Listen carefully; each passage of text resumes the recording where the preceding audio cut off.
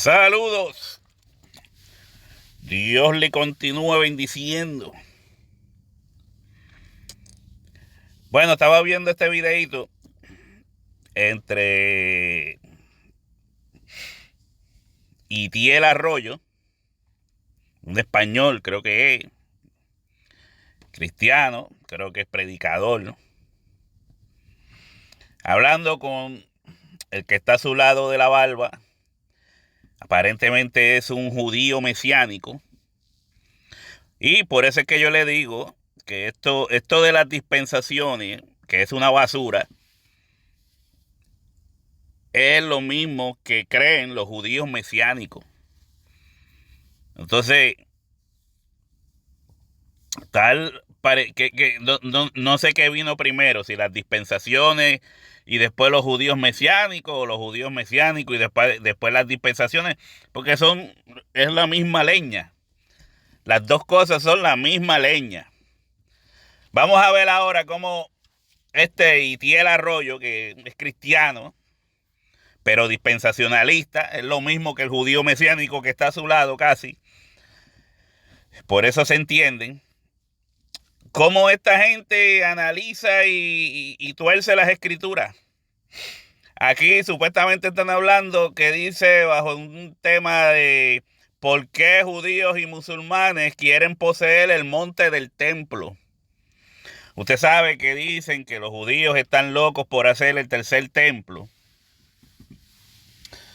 Que obviamente eso es más bien negocio que otra cosa. Imagínese usted que los judíos hagan un tercer templo. Imagínese usted eso. Y allá ponen estatuas y eso. Eso va a ser más bien un museo que otra cosa. Un museo. Y entonces la gente, si con una pared, con un pedazo de pared que quedó de lo que era el templo, la gente va por montones y montones allí a supuestamente orar, rezar, como le llamen. Y allí están, mira, haciendo el movimiento de cabeza arriba, cabeza abajo, cabeza arriba, cabeza abajo. Y entonces, si con un pedazo de pared han generado millones de dólares,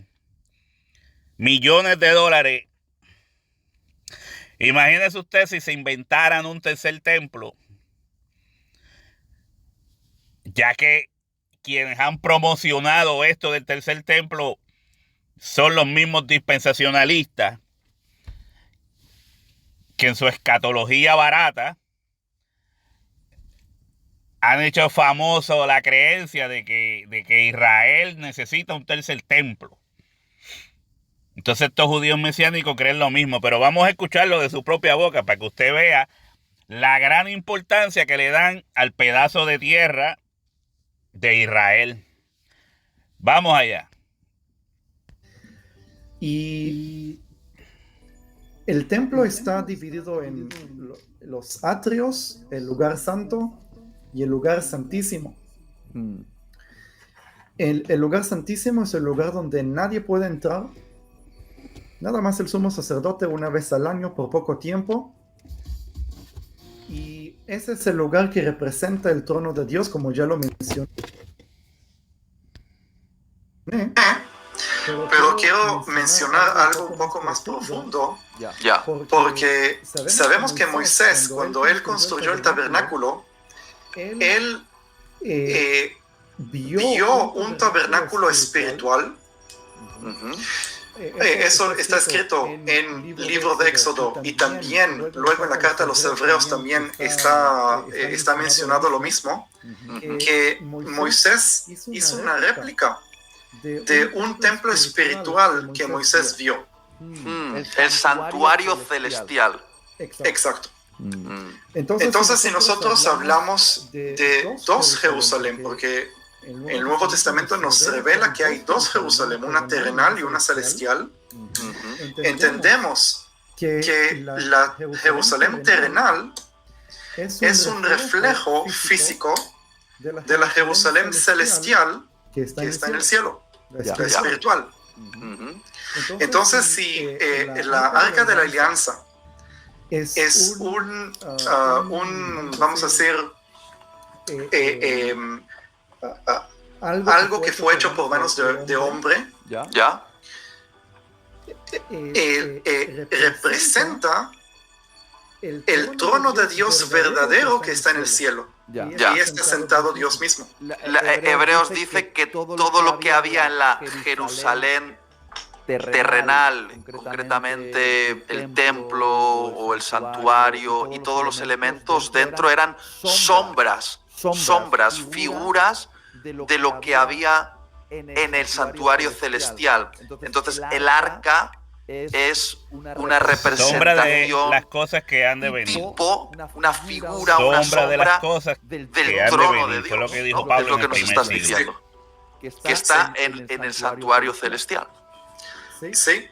Y él le Voy cambió a su decir nombre. ahora algo que es muy importante para mí que lo entiendan.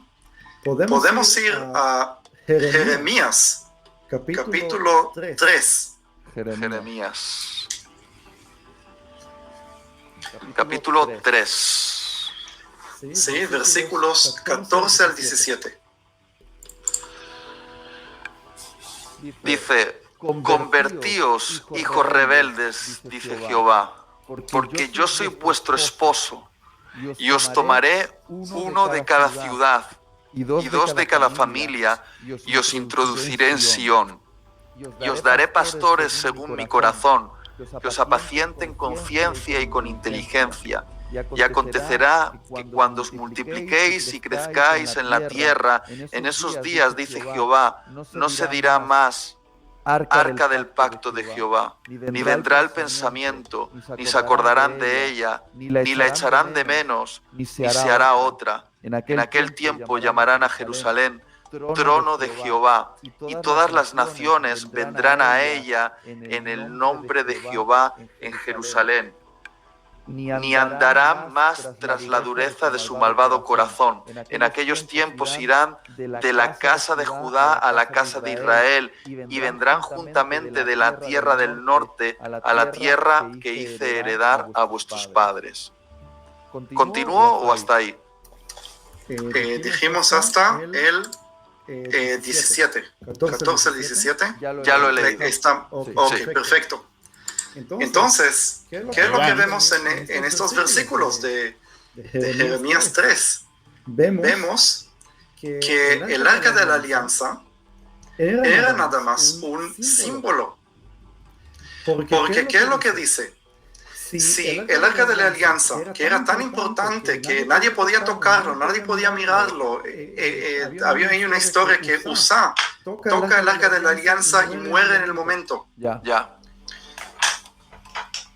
Esa arca de la alianza que todos están buscando, todos dicen, ¿dónde está? ¿Dónde podría estar? Esa arca de la alianza no tiene ningún significado y ninguna importancia. Es fuerte esto que dices, ¿eh? Porque ¿qué es lo que dice Jeremías? Nadie va a hablar de esa arca. Nadie se va a acordar de esa arca. Porque ¿qué es lo que va a pasar en el futuro? Yeshua, Jesús, va a venir y va a sentar sobre su trono en Jerusalén. Yeshua va a venir. Y ya no va a ser un reflejo de un trono celestial, va a ser lo verdadero. Jerusalén se va a llamar el trono de Jehová. Mira para allá. Y eso está profetizado en diferentes lugares de la Biblia, y en Apocalipsis vemos, ¿no?, como la Jerusalén celestial de alguna manera se funde, se une con la Jerusalén terrenal, y ya no es necesario lo simbólico, porque lo celestial invade lo terrenal, y el cielo y la tierra se unen. Es fuerte, pero el cielo y la tierra se unen. Por eso Jesús nos enseñó a orar que venga a nosotros tu reino, que se haga aquí en la tierra como es en el cielo. Y finalmente esa oración que tanto se ha hecho se va a cumplir, absolutamente. Exacto, me sacaste las palabras de mi boca porque Uno se cansa de escuchar tanto disparate. Se cansa uno. Judíos mesiánicos y dispensacionalistas cortados por la misma tijera. Es increíble. Mire lo que él está diciendo sobre Jerusalén, ¿verdad? Que Jesucristo va a venir y se va a sentar allí en Jerusalén. Que yo lo he dicho en un montón de videos, porque estas son las loqueras que enseñan esta gente. Que la Jerusalén celestial es una ciudad literal, que va a descender del cielo a Jerusalén. Y yo se lo he dicho 20,000 veces. Estas tonterías y esta fantasía son producidas por el dispensacionalismo. Pero vamos a borrar esto aquí. Mire, vamos a leer sobre la mujer samaritana. Voy a leerlo todo completo. Para recordar memorias. Jesús y la mujer samaritana. Cuando, pues, el Señor entendió que los fariseos habían oído decir: Jesús hace y bautiza más discípulos que Juan, aunque Jesús no bautizaba sino sus discípulos. Hay muchos que dicen que el bautismo no es importante, que no hay que bautizarse. Sin embargo, en el ministerio de Jesús, el bautismo era una cosa súper importante. Jesús enseñó a los apóstoles a bautizar. Solo porque Pablo en una ocasión dijo que había ido primeramente a predicar y a enseñar a un lugar antes que bautizar, no quiere decir que Pablo no bautizaba. Hasta él mismo dice: bueno, yo he bautizado unos cuantos. Yo he bautizado a fulano, a este. Pero el Señor no me mandó aquí a bautizar, sino a ser maestro. Pero no quiere decir que él no bautizaba. Los apóstoles como tal, Jesús mismo les enseñó a bautizar.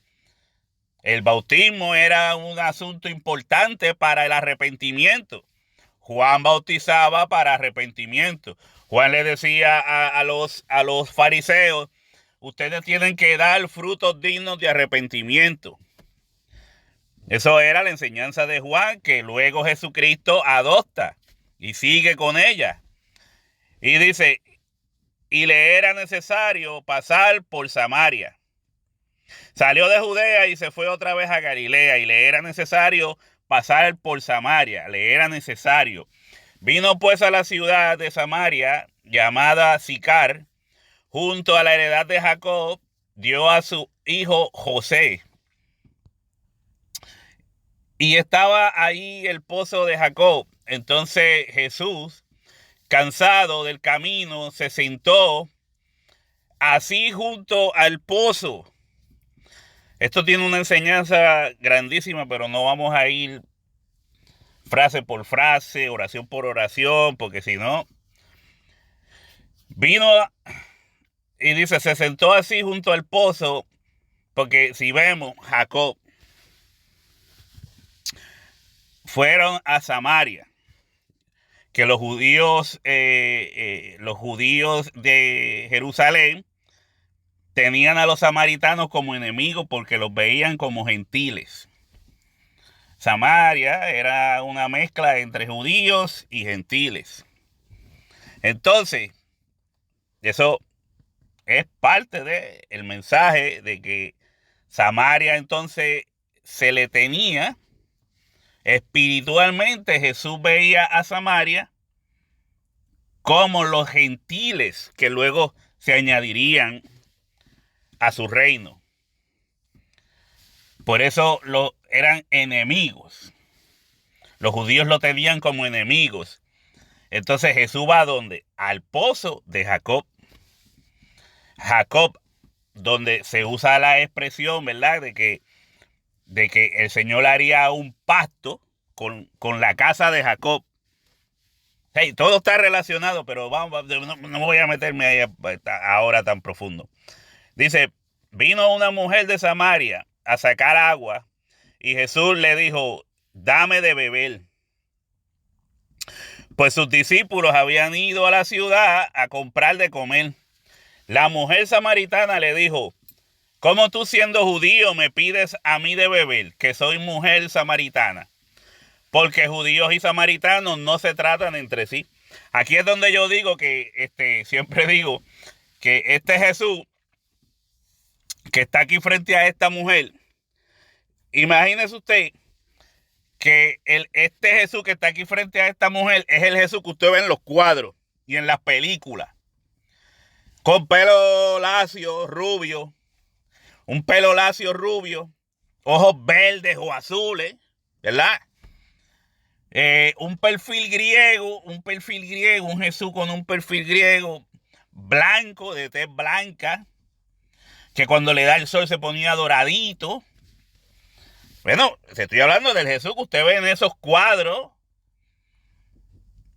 Perfecto, un Jesús perfecto, hermoso, bello, precioso. Y estaba allí frente a esta mujer.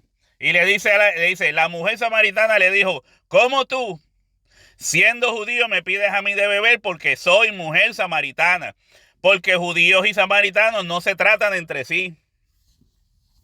Imagínese usted que ese Jesús del perfil griego de Hollywood le hubiese dicho esto a esta mujer. Esta mujer desde ya estuviese subiendo el candungo lleno de agua. Dice, pero mira qué hombre más hermoso y bello y precioso. Me pidió agua. Yo no voy a tardar 3 segundos en darle agua. Es obvio, ¿verdad? Es obvio que el Jesús que le está hablando con esta mujer no es ese Jesús.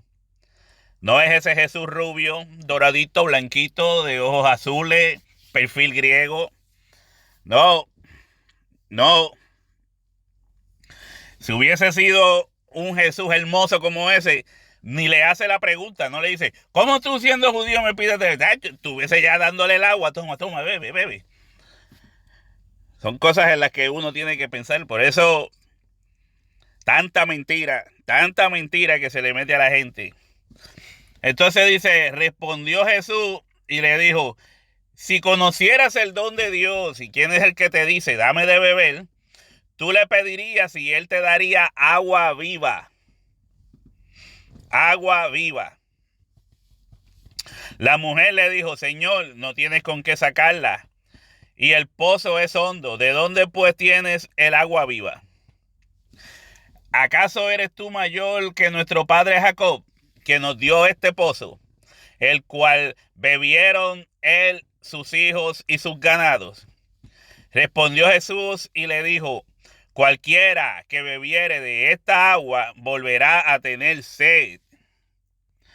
Mas el que bebiere del agua que yo le daré, no tendrá sed jamás, sino que el agua que yo le daré será en él una fuente de agua que salte para vida eterna. Que salte para vida eterna. La mujer le dijo, Señor, dame esa agua para que no tenga yo sed, ni venga aquí a sacarla. Jesús le dijo, ve y llama a tu marido y ven acá. Respondió la mujer y dijo, no tengo marido. Mas le dijo, bien has dicho, no tengo marido. Porque 5 maridos has tenido y el que ahora tienes no es tu marido. Esto has dicho con verdad. Le dijo la mujer, Señor, me parece que eres profeta. Nuestros padres adoraron en este monte y vosotros decís que en Jerusalén es el lugar donde se debe adorar. Y ahí está el dilema. Estos judíos mesiánicos y estos cristianos dispensacionalistas hacen lo contrario a lo que Jesús le enseña a la mujer samaritana. Nuestros padres adoraron en este monte, ahí donde está el pozo de Jacob. Y vosotros decís que en Jerusalén es el lugar donde se debe adorar. ¿Y qué está diciendo este señor? Que Jesucristo va a descender para ir a Jerusalén, a sentarse en un trono allí en Jerusalén. Que la ciudad, la Nueva Jerusalén, va a descender literalmente, una ciudad del cielo, literalmente material. Va a descender a Jerusalén y allí se va a sentar Jesús para que las naciones vayan a adorarle allí. ¿Y qué está diciendo? Esta mujer está en ese dilema. Dice, nuestros padres adoraron en este monte. Y vosotros decís que en Jerusalén es el lugar donde se debe adorar. Jesús le dijo, mujer, créeme, que la hora viene cuando ni en este monte ni en Jerusalén adoraréis al Padre. ¿Usted entendió eso? Jesús le dijo, mujer, créeme, que la hora viene cuando ni en este monte ni en Jerusalén adoraréis al Padre. Vosotros adoráis lo que no sabéis. Nosotros adoramos lo que sabemos, porque la salvación viene de los judíos. Esto de que está diciendo Jesús aquí es lo mismo que dice Pablo en una de sus epístolas cuando dice que la salvación viene de los judíos. Y está repitiendo la misma expresión que dijo Jesús. Repitiendo la misma expresión que dijo Jesús. La salvación viene de los judíos. ¿Y de qué salvación está hablando él? De sí mismo. ¿De qué agua está hablando él? De sí mismo. Y está diciendo, mujer, viene la hora cuando ni en este monte ni en Jerusalén adoraréis al Padre. Lo importante no es el lugar. Entonces tenemos a montones de cristianos hoy en día haciendo campañas hacia Jerusalén, haciendo giras y metiéndose en deuda. Algunos no tienen el dinero, cogen un préstamo porque hay que ir a Jerusalén a adorar a Dios. Hay que ir a Jerusalén a adorar a Dios, aunque Jesús dijo, viene la hora cuando esto no va a ser necesario. Mas la hora viene y ahora es cuando los verdaderos adoradores adorarán al Padre en espíritu y en verdad. Porque también el Padre, tales adoradores, busca que le adoren. ¿Y de qué son estos que está hablando Jesús? De los que han nacido de nuevo. De los que han nacido de nuevo. Está hablando de los cristianos, discípulos que aceptan a Jesucristo como su Salvador y han nacido de nuevo. Dios es espíritu y los que le adoran en espíritu y en verdad es necesario que le adoren. Dios es espíritu y los que le adoran en espíritu y en verdad es necesario que le adoren. Pero hay gente que tienen que ir a Jerusalén a adorar a Dios porque eso es, muchachos, eso es lo más grande del mundo. Bautizarse en el río Jordán. Traerse un poco de tierra de Jerusalén y ponerla como un amuleto allí en el armario o al lado de la cama. ¿Por qué? Porque son idólatras de Israel. Y después no les gusta que uno se los diga. Son idólatras de Israel. Esta gente que habla así, como este Itiel, como este judío mesiánico que estaba hablando aquí disparate, que Jesús va a volver a sentarse a Jerusalén, diciendo como que lo que Jesucristo dijo no tiene importancia.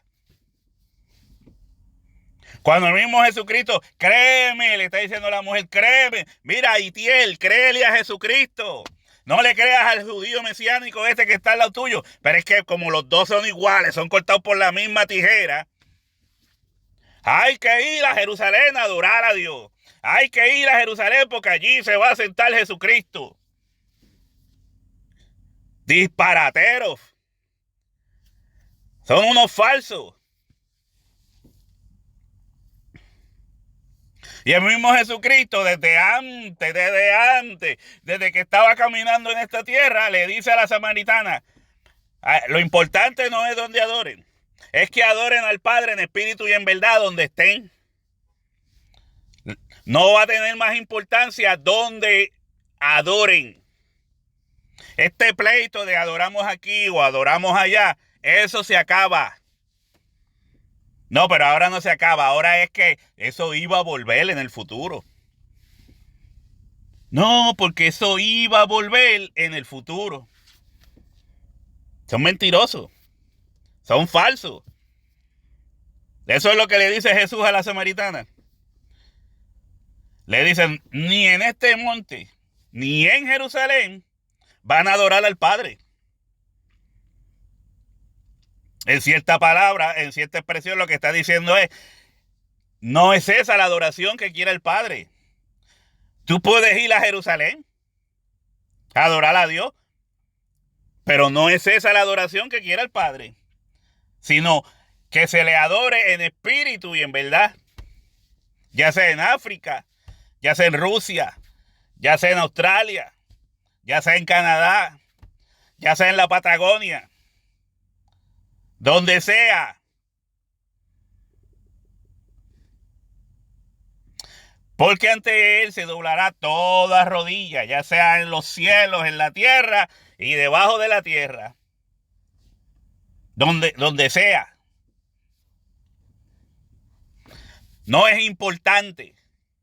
No es importancia, no tiene importancia para Dios que tú vayas a Jerusalén, porque que allí pisó Jesús.